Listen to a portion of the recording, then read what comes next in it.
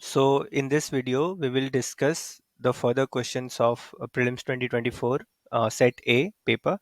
And in the previous videos, we had discussed till question number 35. So we will begin with question number 36. So let's start. Question number 36 in which of the following are hydrogels used. ये वही वाली logic है। हाइड्रोजेल्स हाइड्रोजेल्स कहाँ कहाँ use हो सकते हैं?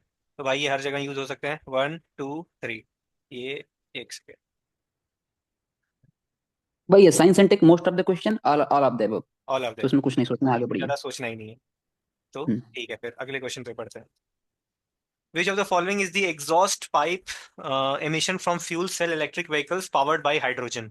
Hydrogen peroxide, hydronium, oxygen, water vapour.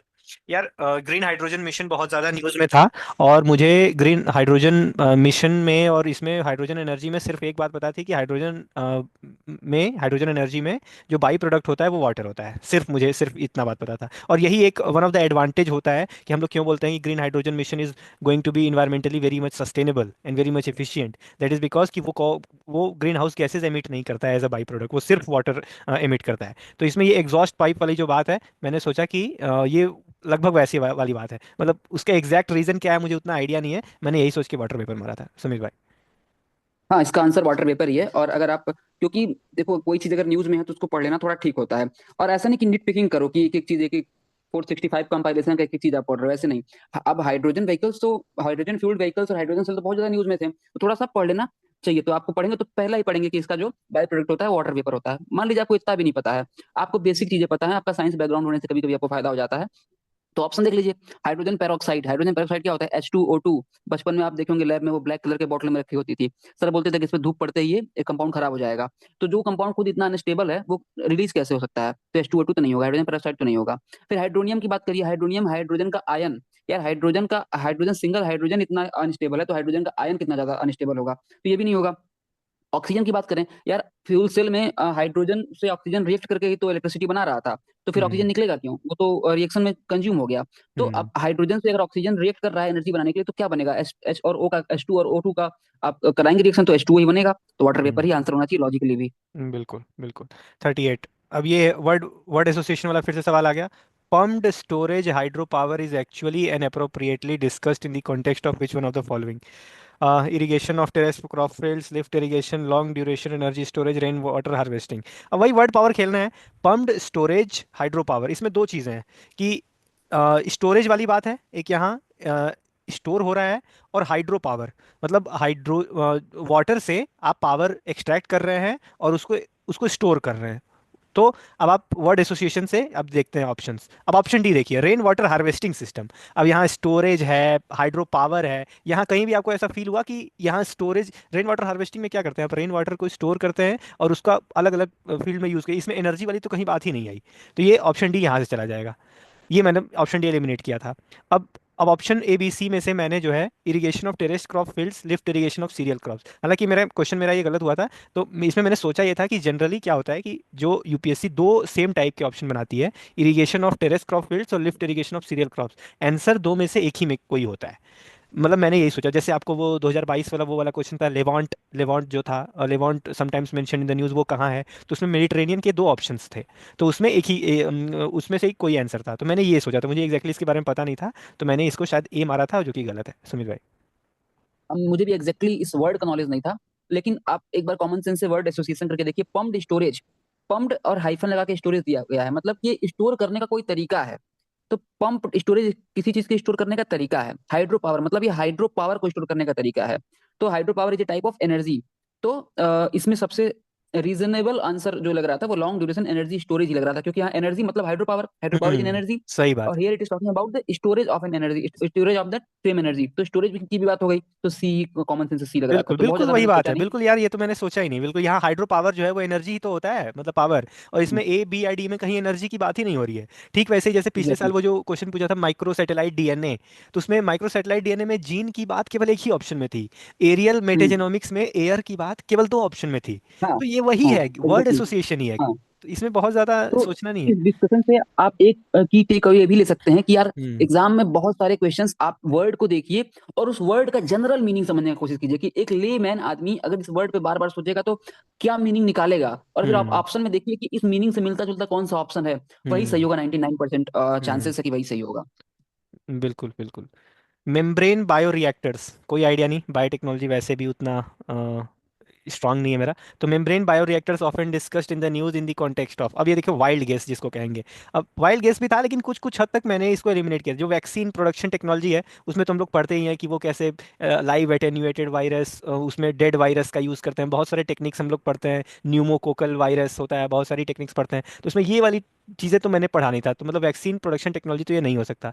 Drug delivery nano technology, अब इसको भी मैंने शायद एलिमिनेट कर लिया था क्योंकि ड्रग डिलीवरी नैनो टेक्नोलॉजी में नैनो मिसाइल्स हम लोग पढ़ते हैं, गोल्ड मिसाइल्स पढ़ते हैं, लेकिन ये मेम्ब्रेन बायो रिएक्टर्स मतलब थोड़ा, मतलब मुझे नहीं लग रहा था, तो इसको वाइल्ड कैसी का ए और डी में से ही मुझे मारना था। और मैंने ये ऑब्जर्व किया था यूपीएससी के पीवाईक्यू से कि ये वाला जो वो होता है वेस्ट वाटर ट्रीटमेंट, ये यूपीएससी का थोड़ा सा फेवरेट एरिया है कि वेस्ट वाटर को कैसे आप ट्रीट कर रहे हैं। और थोड़ा बायो रिएक्टर जैसा आपको ऐसा फील नहीं हो रहा है कि हाँ ये मतलब ट्रीटमेंट जैसा कुछ कर सकता है, मतलब ये इसका कोई एक्सप्लेनेशन नहीं है कि मेम्ब्रेन बायो रिएक्टर, ये बस आपका सबकॉन्शियस लेवल पे आप मतलब सोचिए कि बायो रिएक्टर है तो मतलब अंदर माइक्रो ऑर्गेनिजम्स होंगे, माइक्रो ऑर्गेनिजम्स क्या करेंगे, micro organism assisted reproductive technology.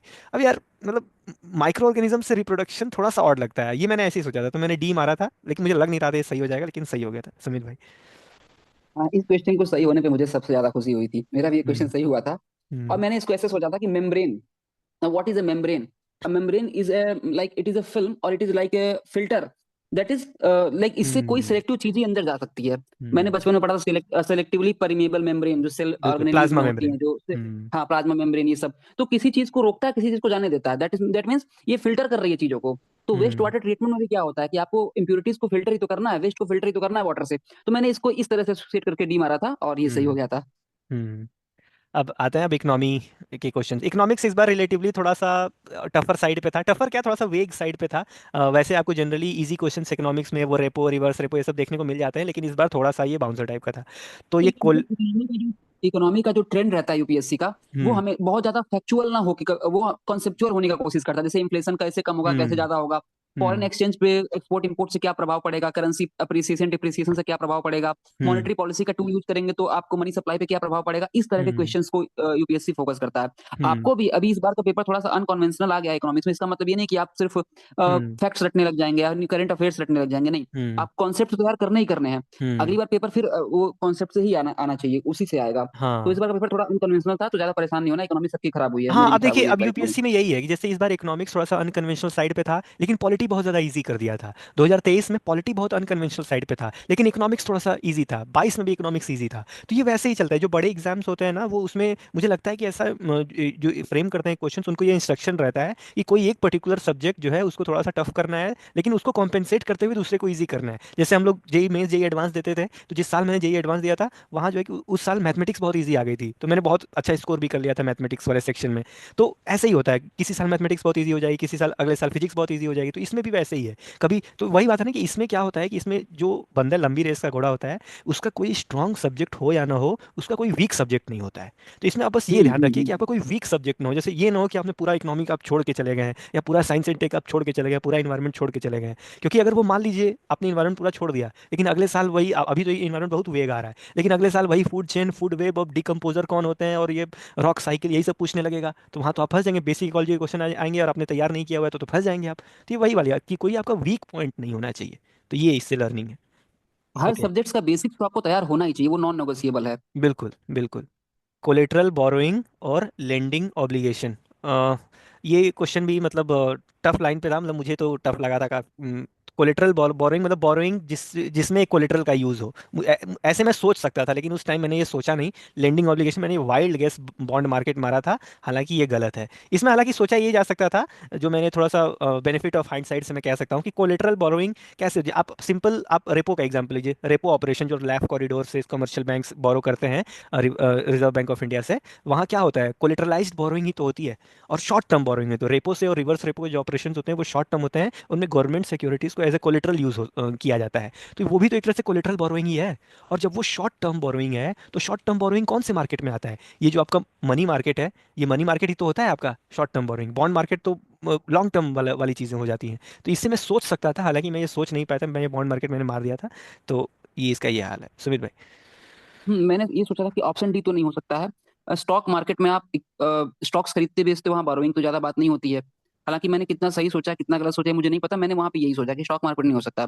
Forex हम्म मार्केट में भी नहीं हो सकता क्योंकि वो फॉरेन करेंसी से डील करती है, वहां पे कोलेटरल और बोरोइंग लेंडिंग जैसी बात नहीं होती है। तो बी और डी तो मैंने एलिमिनेट कर दिया था। फिर बॉन्ड मार्केट और मनी मार्केट में बात फंसी थी, क्योंकि बॉन्ड मार्केट में आप गवर्नमेंट बॉन्ड्स या फिर गवर्नमेंट बॉन्ड्स की बेसिकली बात करते हैं, प्राइवेट में तो उसको डिबेंचर बोलते हैं।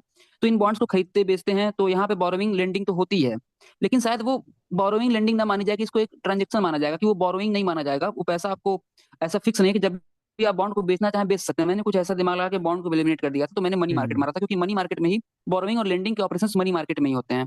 तो हम्म सी ऑप्शन ही मैंने मारा था। हम्म। ये बढ़िया सोचा आप इसमें। 41 द टोटल फर्टिलिटी रेट। अब ये देखिए, ये one of the easy question था, लेकिन वही है, कभी कभी आप मिस रीडिंग में या फिर ओवर थिंकिंग भी इसको नहीं बोलेंगे, आप गलत हो जाता है। तो मेरा तो ये गलत हो गया। टोटल फर्टिलिटी रेट यार, दुनिया जानती है यार कि फर्टिलिटी रेट हो है वो इंडिया का जो है, जैसे अभी 2.1 तक पहुंच चुका है, जो कि रिप्लेसमेंट लेवल तक पहुंच चुका है। तो इंडिया ठीक ठीक ठाक जा रहा है फर्टिलिटी रेट के हिसाब से। तो इसका आंसर तो मैंने ये मारा था, इसका शायद मैंने यही मारा था, नंबर ऑफ चिल्ड्रन बॉर्न पर। अब देखिए यूपीएससी किस तरह से ऑप्शन फ्रेम करता है, खासतौर पे जो गलत ऑप्शन होते हैं वो ऑप्शन ए में रखता है, ताकि आप तुरंत मतलब उसको देख के आपको लगे कि हाँ यार बात तो सही कह रहा है। टोटल फर्टिलिटी रेट मैंने देखा, नंबर ऑफ चिल्ड्रन बॉर्न पर 1000 people in a population in an year. हम कि हाँ मतलब फर्टिलिटी रेट, हाँ बॉर्न की भी बात हो रही है तो बिल्कुल सही बात है। Number of children born to a couple in their lifetime in a couple वाली बात तो जनरली मतलब उतनी सुनने को मिलती नहीं है फर्टिलिटी रेट के हिसाब से, तो ये तो मैंने एलिमिनेट कर दिया था। Birth rate minus death rate, अब ये भी पता नहीं। Average number of live births of women could have by the end of, हाँ ये मेन तो यही होता है कि कितने एक लाइव बर्थ जो है एक women and end of her child bearing age करेगी, वही उसका फर्टिलिटी रेट होता है, जो कि जनरली 2 3 6, जैसे इंडिपेंडेंस के टाइम इंडिया का फर्टिलिटी रेट 6 हुआ करता था। मतलब ऑन एन एवरेज एक महिला जो है वो 6 बच्चे पैदा कर सकती थी, लेकिन अभी वो 2.1 तक आ चुका था। तो जब मेंस की, जब आप जैसे होता है ना, कभी कभी ये लोग बोलते हैं कि जब आप मेंस एक दो बार मेंस दे लेते हैं तो आपके 10 15 नंबर प्रीलिम्स में आपरूपी बढ़ जाते हैं, वो ऐसे ही बढ़ जाते हैं, क्योंकि मेंस में जो सोसाइटी का जो पोर्शन है, सोशल जस्टिस का पोर्शन है, उसमें फर्टिलिटी रेट का बहुत जिक्र होता है। तो वहाँ जो है कि डायरेक्टली इनडायरेक्टली आप इसके बारे में पढ़ते हैं, हालांकि पढ़ने के बाद भी गलत हो जाता है, जैसे मुझसे गलत हो गया तो कोई बात नहीं। तो इसको मैंने ए मारा था, हालांकि इसका आंसर डी है सुमित भाई। इसमें मैंने डी मारा था। ये सही आंसर है। पहला वाला जो ऑप्शन आप पढ़िए, the number of children born per 1000 people in the population of year, ये बर्थ रेट का डेफिनेशन है। तो ये तो बर्थ बर्थ रेट है, रेट। तो ये ऑप्शन नहीं होगा। Hmm the number of children born into a couple in their lifetime, तो बी और डी में आदमी कंफ्यूज हो सकता था कि यहाँ हम्म पे भी कपल में चिल्ड्रन, लेकिन यहाँ पे टोटल फर्टिलिटी रेट की बात कर रहा है ना, तो एक कपल की बात क्यों करेगा? हो सकता है कि कोई कपल इसके 2 बच्चे पैदा होते हो, किसी हम्म कपल के 12 बच्चे पैदा होते हो। तो एक एक हम्म कपल वाइज तो आप नहीं दे सकते ना, वो किसी चीज का एक एवरेज होना चाहिए। फर्टिलिटी रेट किसी चीज का कपल के बर्थ रेट का ही अगर वो हो, अगर मान लो कपल का बर्थ रेट हो लेकिन उसका एवरेज होना चाहिए, तो हम्म बी तो ऑप्शन ऐसा नहीं होगा। बर्थ रेट हम्म माइनस डेथ रेट, उसका फर्टिलिटी कोई लेना ही देना ही नहीं है, उसमें डेथ हम्म का कोई मतलब ही नहीं, इसमें सिर्फ बर्थ का ही मतलब होगा, फर्टिलिटी का मतलब। तो डी ही हम्म सबसे लॉजिकल ऑप्शन है। और जैसा कि कृपा भाई ने कहा कि आप मेंस की तैयारी करते हो तो आप टोटल फर्टिलिटी रेट इतनी बार सुनते हो, तो हम्म ये डेफिनेशन तो आप पढ़ने में ही आता है, तो डी ऑप्शन ही सही होगा। हम्म okay. 42 In India, NBFCs can access the left window of Reserve Bank of India. Okay, left window मतलब वही रेपो रिवर्स रेपो वाली बात है। In India foreign institutional investor can hold government securities, can है बिल्कुल, foreign institutional investor government securities hold कर ही सकते हैं, बहुत सारी चीज़ों में वो इन्वेस्ट कर सकते हैं। In India stock exchanges can offer separate trading platform for debts, बिल्कुल कर सकते हैं, कैन वाली बात है, बहुत सारे काम कर सकते हैं उसमें, भी कर सकते होंगे। अब इसमें देखिए नॉन बैंकिंग एनबीएफसी जो होती हैं वो लेफ्ट कॉरिडोर से वो पैसा ले सकती हैं कि नहीं, अब ये हालांकि कि थोड़ा सा डिबेटेबल है, लेकिन मैंने exam point of view, exam environment में मैंने कैन को देख के मैंने ये समझा था कि कुछ ना कुछ तो एनबीएफसीज होती ही होंगी जो लेंड मतलब वहां से बोरो कर सकती होंगी। तो मैंने इसको कैन को बहुत ही वैसे वे में सोचा कि कुछ तो कर सकती होंगी। लेकिन इन जनरल अगर हम लोग एनबीएफसीज के बारे में बोलेंगे तो जो लेफ्ट कॉरिडोर है वो जनरली बैंकिंग इंस्टीट्यूशंस ही मतलब उसको यूज़ कर सकते हैं, जैसे कमर्शियल बैंक हो गए, schedule banks, non schedule banks, आपके regional rural banks, small finance banks, payment banks, ये सब आपका यूज़ कर सकते हैं। तो एनबीएफसीज में कुछ एनबीएफसीज कर सकते होंगे, लेकिन उसको जनरलाइज करके कह देना कि सारे एनबीएफसीज कर सकते हैं, ये थोड़ा सा फार फेच्ड होगा। हालांकि इसको मैंने सही माना था, और कुछ लोग इसको डिबेटेबल कह भी रहे हैं, लेकिन मेरे ख्याल से यूपीएससी को इसको गलत देना चाहिए, क्योंकि सारे एनबीएफसीज नहीं कर सकते हैं। इसका 1 2 3 मैंने मारा था, लेकिन इसका आंसर 1 को एलिमिनेट करके आएगा। सुमित भाई बताइए। हाँ, ये क्वेश्चन डिबेटेबल है, क्योंकि प्राइमरी डीलर्स जो होते हैं सिर्फ वही हम्म। ऐसे एनबीएफसी होते हैं जो एलएफ को एक्सेस करते हैं। हम्म। बाकी तो मुझे नहीं लगता है कि और भी कोई एनबीएफसी एलएफ को एक्सेस कर पाती हैं। तो अब देखिए यूपीएससी को कैसे इंटरप्रेट करता है, तो इसको हम्म। होल्ड करते हैं अभी। और थोड़ा सा अजीब ही पेपर था इकोनॉमिक्स का, तो इसमें हाँ। उतना ज्यादा तैयारी आपकी काम आएगी नहीं। हम्म। तो ठीक है, हर हम्म। साल तो होता है, जैसे कुछ पेपर एक एक हाँ, सब्जेक्ट होगा ही ऐसे। सही बात है। In which of the following, in India which of the following can trade in corporate bond and corporate securities. अब देखिए, अब इसमें भले ही इकोनॉमिक्स का कितना भी अनकन्वेंशनल पेपर आ जाए, लेकिन कुछ कुछ ऐसे क्वेश्चन आपको मिल जाएंगे कि इसमें से कौन कॉर्पोरेट बॉन्ड्स और गवर्नमेंट सिक्योरिटीज में ट्रेड कर सकता है। तो यार, इंश्योरेंस कंपनीज भी कर सकती हैं, पेमेंट फंड भी कर सकते हैं, रिटेल इन्वेस्टर भी। काम खत्म, ज़्यादा नहीं सोचना है। Can trade in corporate bonds and government securities. Insurance companies जो है वो बहुत सारे इंश्योरेंस कंपनीज गवर्नमेंट सिक्योरिटीज खरीदती बेचती हैं। पेंशन फंड्स भी हैं, वो भी गवर्नमेंट सिक्योरिटीज में डील करते हैं। रिटेल इन्वेस्टर्स है। अभी वो जो देखिए, अभी पीवाईक्यूज कैसे काम आता है, 2021 का जो क्वेश्चन था वो रिटेल डायरेक्ट स्कीम, आरबीआई का जो रिटेल डायरेक्ट स्कीम है, ये वही तो है कि can trade in corporate bonds और government securities. Retail investor corporate bonds तो करते ही करते हैं, गवर्नमेंट सिक्योरिटीज में आप डायरेक्ट भी कर सकते हैं। तो ये भी आंसर आपका सही हो जाएगा। शायद 3 साल पहले गवर्नमेंट सिक्योरिटीज में रिटेल नहीं कर सकते थे, लेकिन अब वो भी कर सकते हैं। तो 1 2 3 सही हो जाएगा। बताइए सुनील भाई। हाँ एग्जैक्टली, रिटेल इन्वेस्टर्स का जब हुआ था कि अब ये डायरेक्ट गवर्नमेंट सिक्योरिटीज खरीद सकते हैं, तो ये तो बहुत दिन तक न्यूज में रहा था। तो रिटेल हम्म। इन्वेस्टर्स तो कर सकते हैं, लेकिन देखो कि यूपीएससी की होशियारी बीसीडी तीनों में तीन तीन तीन दिया हुआ है। अब हम्म। इंश्योरेंस पेंशन अगर आपको पता है तो पता है, नहीं पता है तो आप सोच सकते हो कि देखो, अगर कोई गवर्नमेंट इंश्योरेंस कंपनी या पेंशन फंड है, तो गवर्नमेंट उसको रेगुलेट कर सकती है कि ठीक है आप कॉर्पोरेट बॉन्ड मत खरीदो, हो सकता है थोड़ा सा फ्लक्चुएट करता है तो आप इन्वेस्टर का पैसा डुबा दोगे। लेकिन यार हम्म। इतनी प्राइवेट इंश्योरेंस कंपनियां, प्राइवेट पेंशन फंड है, उनको तो खुली मर्जी है ना यार। वो जिस जो हम्म। कॉर्पोरेट बॉन्ड खरीदना चाहे खरीद ले, अपना पैसा उनका पैसा है, जहां मर्जी हम्म। वहां इन्वेस्ट करें। बिल्कुल तो बिल्कुल। आराम से खरीदेंगे कॉर्पोरेट बॉन्ड, गवर्नमेंट सिक्योरिटीज तो तीनों होंगे। बिल्कुल। विच of the following is considers financial instrument. अब देखिए, यही है यूपीएससी में। 2022 में क्या क्वेश्चन पूछा, which of the following belongs to real sector of economy. 2023 में शायद कि 21 में क्वेश्चन पूछा था कि शायद 20 में क्वेश्चन पूछा था कि विच of the following is financial financial institution. Financial. तो रियल और फाइनेंशियल में क्या अंतर है? अगर आप पीवाईक्यूज को बढ़िया से एनालाइज करेंगे तो आपको पता चलेगा, रियल मतलब वो जिसमें दो लोगों के बीच में ट्रांजैक्शन हो, पैसे का इन्वॉल्वमेंट ना हो, बायर और सेलर का इन्वॉल्वमेंट हो, पैसे का इन्वॉल्वमेंट नहीं हो। और फाइनेंशियल जब बात वहां आ गई, वहां पैसे की बात आ जाएगी। और पैसे की बात आ जाएगी मतलब क्रेडिट कार्ड आ जाएगा, बैंकिंग इंस्टीट्यूशंस आ जाएंगे, ये वाले सिटी इंटरमीडियरी आ जाएगा बीच में। तो ये बात मुझे पता थी। तो विच of the following is considers financial instrument, जिसमें पैसे का इन्वॉल्वमेंट। इस क्वेश्चन ये कह रहा है कि कौन से ऐसे इंस्ट्रूमेंट्स हैं जो कि जिसमें पैसे का इन्वॉल्वमेंट होता है, वहाँ रियल इन्वॉल्वमेंट जो है नहीं होता है। ये क्वेश्चन पूछ रहा है। करेंसी स्वैप, पैसा। एक्सचेंज ट्रेडेड फंड, इसमें भी आप पैसा ही लगाते हैं। अब मोटर व्हीकल्स, भाई मोटर व्हीकल्स, भाई ये रियल सेक्टर है। ये रियल सेक्टर। अब देखो, मैं बहुत ज़्यादा इकोनॉमिक्स टाइप का नहीं हूँ, लेकिन मुझे ये पता है कि यूपीएससी किस टाइप के इकोनॉमिक्स से क्वेश्चन पूछता है। लेकिन तो उसमें मुझे ये समझ में आता है कि एक्सचेंज ट्रेडेड फंड में भी हम लोग पैसा ही लगाते हैं, करेंसी स्वैप में भी हम लोग पैसा ही लगाते हैं, और जो मोटर व्हीकल्स होता है वो रियल सेक्टर है। तो यहाँ से 2 एलिमिनेट करिए, खत्म करिए। 1 and 3 आंसर हो जाएगा सुमित भाई।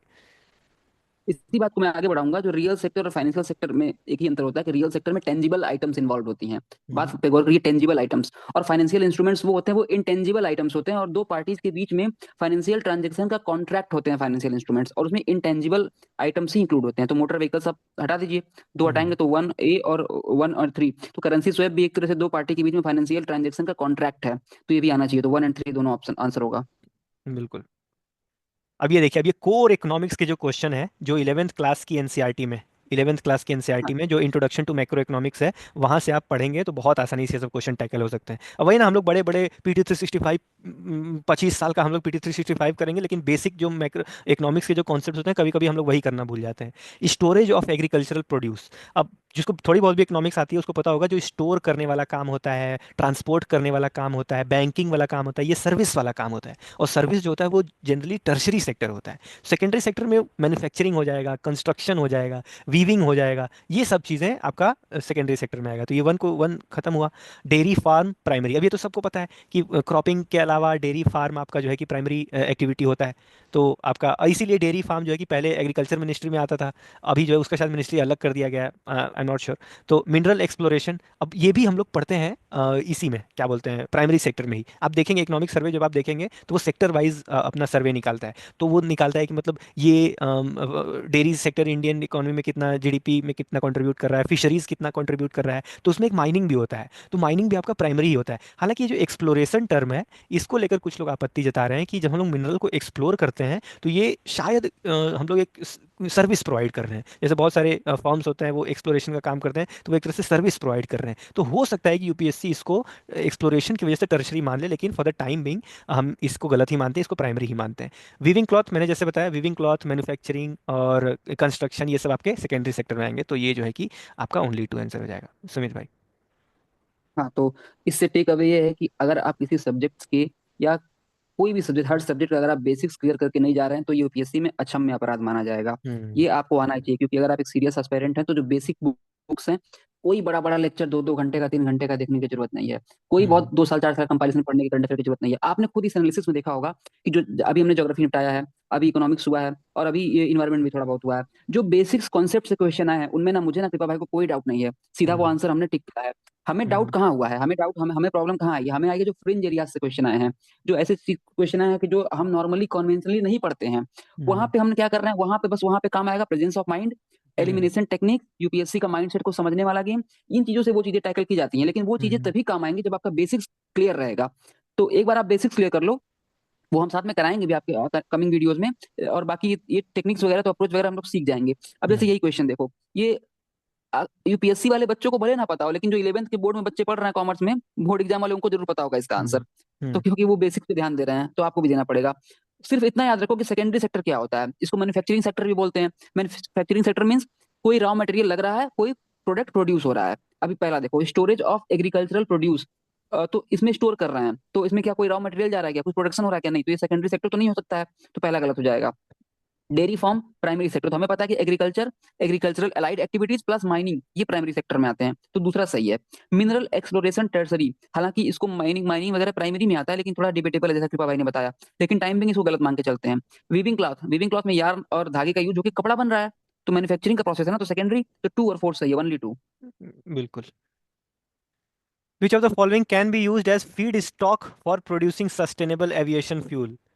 अब यार इसमें क्या है, अब ये 1 2 3 4 सब सब सस्टेनेबल एविएशन फ्यूल सस्टेनेबल है। तो एग्रीकल्चरल रेसिड्यू आपका बायोफ्यूल में वो जो 4 स्टेजेस होते हैं ना, कि पहले में फूड लगेगा, दूसरे में नॉन फूड लगेगा, तीसरे में शायद माइक्रो ऑर्गेनिजम्स होंगे, चौथे में जेनेटिकली उनको मॉडिफाई करेंगे, ये 4 स्टेजेस होते हैं। तो हालांकि ये वो वाला नहीं है, लेकिन सोचने का मैं डायरेक्शन बता रहा हूँ। कोई भी सस्टेनेबल एविएशन पढ़ के नहीं जाएगा, तो मैं सोचने का डायरेक्शन बता रहा हूँ। एग्रीकल्चरल रेसिड्यू, बहुत सारे एग्रीकल्चर रेसिड्यू हो सकते हैं, तो वो आपका यूज़ हो ही जाएंगे। कॉर्न ग्रेन जो है, कॉर्न ग्रेन और एग्रीकल्चर रेसिड्यू में बहुत ज़्यादा अंतर थोड़ी है, बस ये है कि मतलब ये रेसिड्यू है और ये कॉर्न ग्रेन मतलब ये फिनिश्ड क्रॉप प्रोड्यूस है। वेस्ट वाटर ट्रीटमेंट स्लज, अब इसमें स्लज में बहुत सारी चीज़ें होती होंगी, तो उसमें बहुत सारे अनसस्टेनेबल टॉक्सिक चीज़ें भी होती होंगी, कुछ नॉन टॉक्सिक भी होती होंगी, तो जो नॉन टॉक्सिक होती होंगी वो सस्टेनेबल हो जाएंगी। वुल वुड मिल वेस्ट, अब ये पता नहीं क्या है, मतलब वुड, अच्छा वुड मिल वेस्ट मतलब मिल से जो वुड निकलता है, मतलब उसका वेस्ट होगा। तो ये भी मतलब एक तरह से इसको नॉन फूड वे में हम लोग ट्रीट करके यहाँ से भी प्रोड्यूस कर ही लेते होंगे। तो मैंने जनरली, लेकिन ये देखिए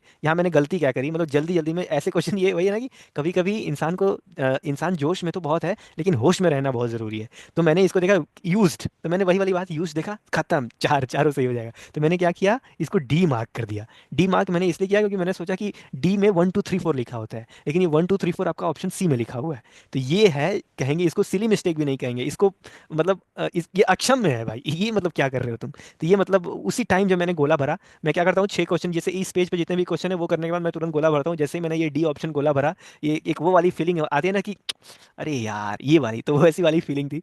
तो ये गलती नहीं होनी चाहिए थी, लेकिन हो गई थी सुमित भाई।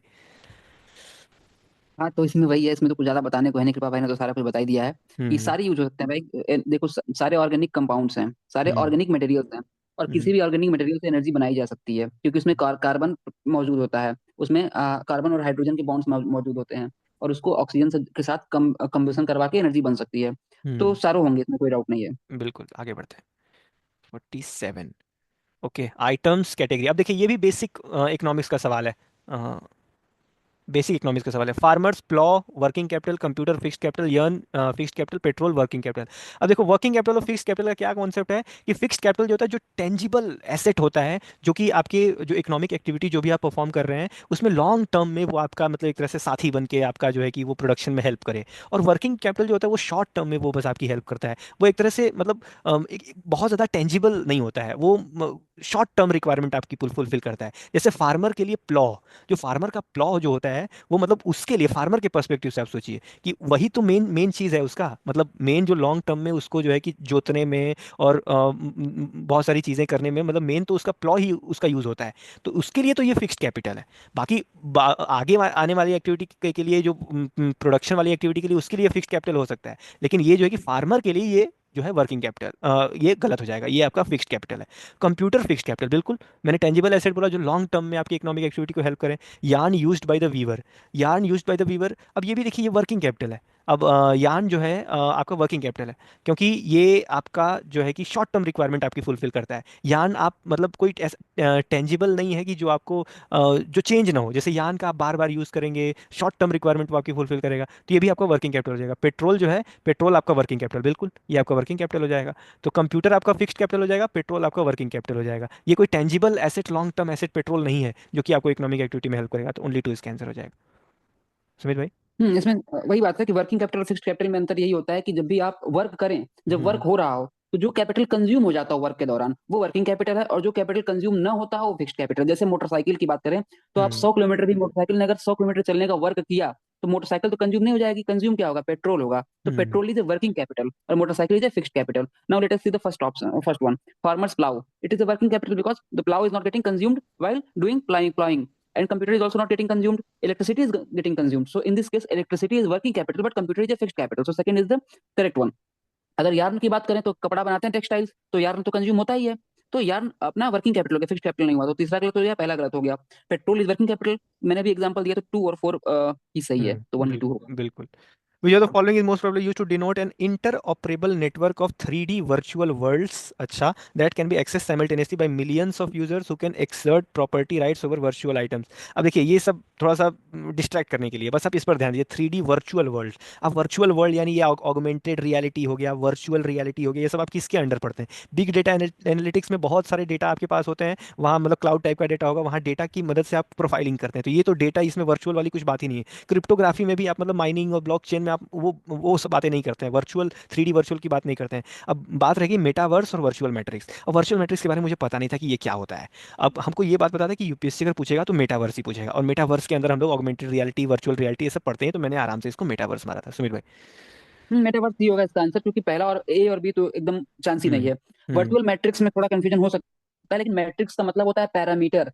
तो कुछ हम्म पैरामीटर्स जो होते हैं वो आपके रियल हो सकते हैं, कुछ हम्म पैरामीटर्स वर्चुअल हो सकते हैं, तो वहां पे वर्चुअल मैट्रिक्स उस सेंस में बात की जा रही है। हम्म मेटावर्स तो बहुत न्यूज में भी था, अभी फेसबुक का नाम मेटा चेंज हो गया था, और फेसबुक मेटा मेटा कंपनी एक मेटावर्स पे काम भी कर रही है, जो एक ऐसा सोशल मीडिया बनाना चाहती है जो स्क्रीन पे ही ना चले, बल्कि आसपास आप वो वीआर पहन ले, आप पूरी दुनिया वो सोशल मीडिया में आप उस चले ही जाएंगे। जैसे पबजी खेलते हो आप, तो एक वर्चुअल हम्म, वर्ल्ड में चले जाते हो। तो ऐसा ही वो बिल्कुल मेटावर्स बहुत न्यूज में भी था, और वर्चुअल वर्ल्ड अगर आ गया तो फिर ऐसा ही कुछ होगा, मेटावर्स जैसा ही कुछ होना चाहिए। तो बिल्कुल 48 का आपका सी सी हो आंसर होगा। जाएगा। Okay, rules imposed by RBI while trading foreign bank. Consider the following statement. Okay, there is no minimum capital requirement for wholly owned banking subsidiaries in India. Okay, कोई आइडिया नहीं है। For wholly owned banking subsidiaries, at least 50% of the board members should be Indian nationals। अब देखिए, अब ये question statement number 1 आप देखेंगे तो आपको समझ आएगा ये कहीं से उठाया हुआ क्वेश्चन है।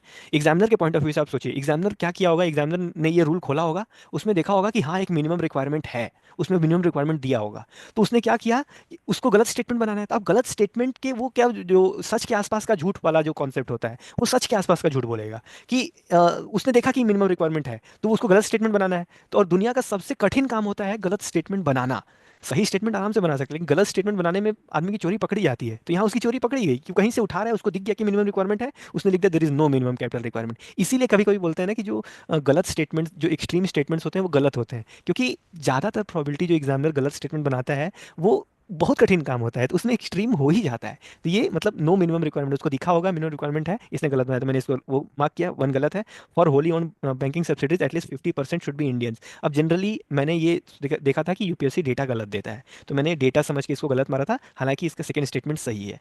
तो इसका मैंने डी मार्क किया था, लेकिन इसका बी सही है। सुमित भाई। There is no minimum capital, ये तो कॉमन सेंस है कि ऐसा तो नहीं हो सकता है कोई बैंक की सब्सिडरी हम्म इंडिया में खुलने वाली हो और उसका कोई मिनिमम कैपिटल रिक्वायरमेंट हो ही ना। ऐसा कैसे हो सकता हम्म है, मतलब आप कुछ कैपिटल नहीं रखोगे तो आप सिक्योर कैसे करोगे जो आपके बैंक में पैसा जमा होने वाला है। तो हम्म पहला तो ऑब्वियसली गलत है। For hmm wholly owned banking subsidiaries in India at least 50% of the board members should be Indian nationals. देखो इसमें क्या है कि 50% बोर्ड मेंबर्स को Indian nationals plus NRI plus PIO होना पड़ेगा। 50% वाला डेटा सही है, हम्म। लेकिन ये ऑप्शन इसलिए गलत है क्योंकि उसमें पीआईओ जो होते हैं वो हो सकते हैं उस 50% के ब्रैकेट में वो आएंगे, और वो इंडियन नेशनल्स नहीं होते हैं, तो दूसरा गलत है। तो शायद ओ। इसका आंसर होगा 49 का डी, नाइदर वन हाँ, नॉर टू। हो सकता है फिर तो ये मेरा सही हो जाएगा, मतलब कुछ नंबर बढ़ ही जाएंगे। हाँ खैर वो आगे डी बढ़ ऑप्शन है। देख सकते हैं। ओके 50। CSR रूल्स सबको पता होता है, खासतौर पे जो मेंस की तैयारी करते हैं वहाँ एथिक्स में अलग से हम लोग कॉर्पोरेट एथिक्स में पढ़ते हैं। CRR rules specify that expenditure that benefit the company directly और its employees will not be considered as CSR। अब लॉजिकल है ना यार, अब CSR से आप खुद का ही बेनिफिट करवाने लगोगे तो कौन सा सोसाइटी का आप बेनिफिट कर रहे हो? सिंपल बात है। CSR do not specify minimum. अब देख रहे हैं आप, ये वाली लॉजिक जो पिछले स्टेटमेंट में थी, उसको दिखा होगा कि हाँ मिनिमम स्पेंडिंग का वो है, तो उसने सिरारा do not specify minimum spending on सिरारा एक्टिविटीज। Yes they specify. तो वही बात मैंने बोला ना कि गलत स्टेटमेंट बनाना बहुत कठिन काम है, तो कुछ ना कुछ वो उसमें से गड़बड़ कर ही देगा, पकड़ा जाएगा वो, और यहाँ पकड़ा गया एग्जामिनर, वन ओनली सही हो जाएगा सुमित भाई। तो अच्छा, एक सेकंड ऑप्शन, एक बार सेकंड स्टेटमेंट देखो। CSR rules do not specify minimum spending on CSR activities. इतने cunning private organisation, private companies हैं कि अगर मिनिमम स्पेसिफाई करोगे नहीं तो 1 रुपया खर्चा करके बोलेंगे हमारा सीएसआर का काम हो गया। तो हम्म। यार उनको कुछ ना कुछ तो मिनिमम लिमिट लगानी पड़ेगी, एटलीस्ट इतना तो खर्चा करना आपको सीएसआर पे। तो हम्म। प्रॉफिट का 2% होता है मिनिमम, रूल के हम्म। हिसाब से। तो दूसरा तो गलत हो जाएगा। और पहला है कि हाँ, पहला तो जैसा आप कृपा भाई ने बताया वही लॉजिक है कि आपने सीएसआर का रूल नहीं पढ़ा ना, वो मैटर करता है नहीं। ये क्वेश्चन यूपीएससी से नहीं पूछ रहे कि आप सीएसआर का रूल पढ़ के आओ, ऐसे तो हजारों रूल्स हैं, कितने रूल्स पढ़ के जाओगे। ये क्वेश्चन पर इसलिए पूछ रहे कि आपका जनरल इंटेलिजेंस चल रहा है कि नहीं चल रहा है एग्जाम में। हम्म। बस यही तो इसमें ये लॉजिकल रीजनिंग का क्वेश्चन है। अब कॉर्पोरेट सोशल रिस्पॉन्सिबिलिटी अगर अपने आप को या अपने एम्प्लॉयज का ही बेनिफिट करने का नाम हो तो वो कौन सा सोशल रिस्पॉन्सिबिलिटी हुआ? हम्म। तो पहला भी गलत है। सही नहीं, बात। पहला तो सही होगा इस पहला हिसाब से। सही है, दूसरा और सही, दूसरा सीएसआर रूल, गलत हाँ है। हाँ, दूसरा भी गलत है। ठीक है आगे बढ़ते हैं। हम्म। 51। हाँ, if the United States of America were to default on its debt, holders of US Treasury bonds will not be able to exercise their claims to receive payments। उतना हमको आइडिया नहीं था। पता नहीं। US government debt is not backed by any hard asset but only by faith of the government, ये बात हमको पता थी, ये बाय नॉलेज मुझे बात पता थी। तो सेकंड स्टेटमेंट सही था, और मैंने जनरली इसको पहले स्टेटमेंट को भी सही माना, मुझे उतना बिल्कुल भी आइडिया नहीं था इसका, मैंने ए मारा था इसका सुमित भाई। अब ये क्वेश्चन मुझे एकदम आइडिया नहीं था, लेकिन फिर से मैंने इस क्वेश्चन को लॉजिकल रीजनिंग का क्वेश्चन बनाया। देखो क्या कह रहा है पहला statement, if the United States of America were to default on its डेप्ट। अगर यूएस कल को दिवालिया घोषित हो जाए, जितना भी उसने कर्जा लिया है बोल दे कि हम नहीं चुका पाएंगे भाई, holders of US treasury bond will not be able to exercise their claim to receive payment. तो होल्डर्स को कोई पेमेंट नहीं मिल पाएगा। ठीक है, इसको साइड रखते हैं, स्टेटमेंट टू पढ़ो। द यूएसए गवर्नमेंट डेप्ट is not backed by any hard asset.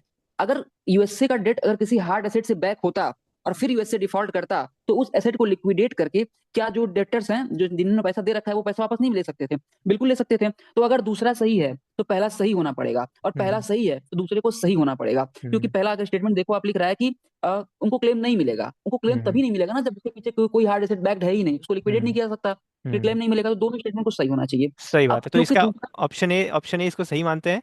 और ऑप्शन ही सही है इसका। हाँ ऑप्शन ए ही सही है। तो खैर हम्म, इस वीडियो को यहीं एंड करते हैं, बाकी के क्वेश्चंस हम लोग अगले वीडियोस में डिस्कस करेंगे। So thank you. Thank you भाई। थैंक यू भाई।